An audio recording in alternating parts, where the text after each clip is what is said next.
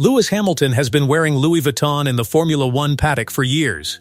Long before there was a contract, before there was a campaign, before there was a 10-year billion-dollar partnership between LVMH and the entire sport, Hamilton was simply showing up at race weekends in the brand. Not because he was paid to, because he wanted to. That detail matters more than it might initially appear.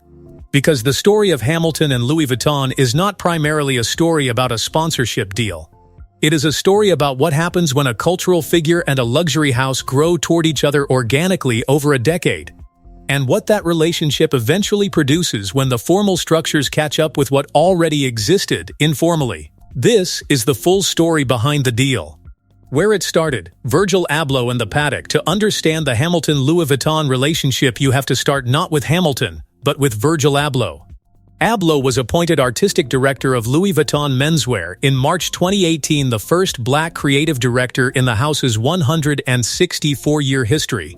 His appointment was seismic in fashion terms, not just because of what it represented culturally, but because of the specific aesthetic he brought to a house built on heritage and craftsmanship. Abloh's vision was for Louis Vuitton to exist in conversation with contemporary culture, with music, with sport, with the spaces where young people with genuine purchasing power were actually paying attention. Hamilton was already thinking in the same terms. He had spent years fighting the cultural assumption that Formula One drivers existed only in the context of racing, that their identity began and ended at the pit lane entrance. He wore nail polish to press conferences. He showed up to Paris Fashion Week. He collaborated with Tommy Hilfiger on full collections. He was, deliberately and consistently, building a cultural presence that extended far beyond the car. The convergence was natural. Two figures operating in adjacent spaces, both committed to the idea that luxury and sport and cultural identity could occupy the same conversation without any of those things being diminished by the association. Hamilton began appearing in Louis Vuitton pieces in the paddock not as a sponsored appearance, but as genuine personal preference. He wore the brand to Monaco. He wore it to press conferences. He wore it to the events that Formula One's social media was increasingly covering with the same intensity that fashion media covered runway shows. The paddock, under the influence of Drive to Survive and the sport's growing cultural moment, had become a legitimate fashion venue. And Hamilton, already the most fashion-forward figure in the sport by a significant margin, was wearing Louis Vuitton to it. The Pharrell moment, June 2023. The relationship became publicly visible at a specific moment: Louis Vuitton's Spring 2024 menswear show in Paris in June 2023. This was Pharrell Williams' first collection as creative director of menswear, succeeding Abloh, who had died in November 2021. The show was already one of the most anticipated events of the fashion calendar, a combination of Pharrell's cultural cachet and the weight of succeeding a figure as significant as Abloh. Hamilton attended. He wore a damier pattern jacket with the house's LV logo, a deliberate, visible, specific choice in the brand's signature print at the brand's most important show of the season. He accessorized with square-frame sunglasses and a pearl necklace. He sat in the front row. He was photographed extensively. The coverage treated his attendance not as a sports celebrity showing up at a fashion event, but as a genuine member of the fashion world attending a show he belonged at. This was not the first time Hamilton had worn Louis Vuitton for a public appearance that year. In May, he had arrived for a practice race at the Monaco Grand Prix, wearing a cream shirt embroidered with floral details paired with matching trousers from the brand's Spring 2023 collection. A pattern was visible to anyone paying attention. Hamilton was not sampling Louis Vuitton occasionally. He was integrating it into the visual language of his public appearances across both contexts, fashion events, and race weekends simultaneously. The Dior ambassador, July 2024. The formal LVMH relationship with Hamilton arrived through a different door than Louis Vuitton. In July 2024, Dior named Hamilton as its brand ambassador and guest designer of a new lifestyle collection. Hamilton first met Kim Jones, Dior's artistic director of menswear, in 2016 when Jones was still at Louis Vuitton in the chaos of backstage greetings after a show. Their friendship had developed over 8 years to the point where they were planning holidays together. The collection they created together reflected both of their preoccupations. It incorporated African-inspired motifs and was made from 80% sustainable materials, with some fabrics sourced from Burkina Faso through partnerships with African textile producers. This was not a standard celebrity endorsement product, a famous face attached to an existing line. It was a genuine collaboration between two people with overlapping interests in African culture, sustainability, and the specific aesthetic territory where athletic performance and luxury craftsmanship meet. The Dior deal placed Hamilton formally inside the LVMH universe for the first time. He was now an ambassador for one of the conglomerate's marquee brands, with a co-designed collection, at a moment when LVMH was simultaneously plotting its largest sports sponsorship in history.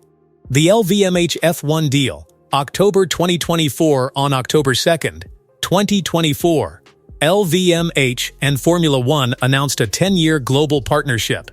As part of the deal, several LVMH brands including Louis Vuitton, Mott Hennessy, and TAG Heuer would enjoy sponsorship opportunities across the sport. The partnership is reportedly worth $150 million annually, one of the largest deals in Formula One history. Louis Vuitton became the title sponsor of the Formula One Louis Vuitton Australian Grand Prix, which opened the 2025 season in March, and trophy trunks would be presented across various races before and after the podium. The brand's involvement in the sport had begun quietly in 2021 when it created the trophy case for the Monaco Grand Prix. The 2024 announcement transformed that quiet presence into a decade-long commitment at the center of the sport's commercial structure. Throughout, Hamilton, seven-time world champion and 2025 Met Gala co-chair, was frequently wearing Louis Vuitton pieces in the paddock. He had been wearing them for years before the deal was signed. The deal, in a sense, followed him. Hamilton's public response to the announcement was characteristically his own. He welcomed the partnership but immediately pushed it toward something larger than commercial gain. He told media, "All I hope is that there's an impact element to that deal. Because it's two huge organizations making a crazy amount of money in a year. It shouldn't be about how much more money we can make, it should be about what impact we can make with this partnership."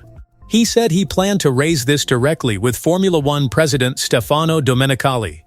What the partnership actually represents, the Hamilton-Louis Vuitton story, and the broader LVMH Formula One relationship it sits inside, is the clearest possible illustration of how fashion has repositioned itself in relation to sport over the last decade. Louis Vuitton had been built on travel, on craftsmanship, on the specific aspiration of owning objects that conveyed both quality and status. The trunk that carried royalty's luggage. The bag that appeared in the photographs of people living lives worth photographing. For most of its history, the sport it might have associated itself with was golf, or sailing, the sports of established wealth. Formula One in 2024 is something different. The Drive to Survive generation has turned it into the sport of aspirational young professionals across multiple demographics. The paddock is documented like a fashion event. Drivers have Instagram followings measured in tens of millions. The race weekend has become a cultural destination as much as a sporting event, something the Las Vegas Grand Prix, with its strip-front race course and concert programming, made explicit. Louis Vuitton's 10-year commitment to this sport is a bet on the cultural direction that Formula One's audience is traveling. Hamilton is the person who built that cultural bridge more than anyone else. He showed up to Paris Fashion Week when other drivers were staying away from anything that might seem unmasculine or off-brand for a racing driver. He wore nail polish. He collaborated with designers. He treated his appearance not as decoration, but as communication, a deliberate, ongoing statement about who he was and what the sport he competed in could mean. The Louis Vuitton pieces he wore to the paddock before any deal was signed were part of that communication. He was not advertising the brand. He was making a point about the kind of cultural space he occupied and the kind of cultural space Formula One was becoming. The deal caught up with the reality. Louis Vuitton had created the Monaco Grand Prix trophy case since 2021.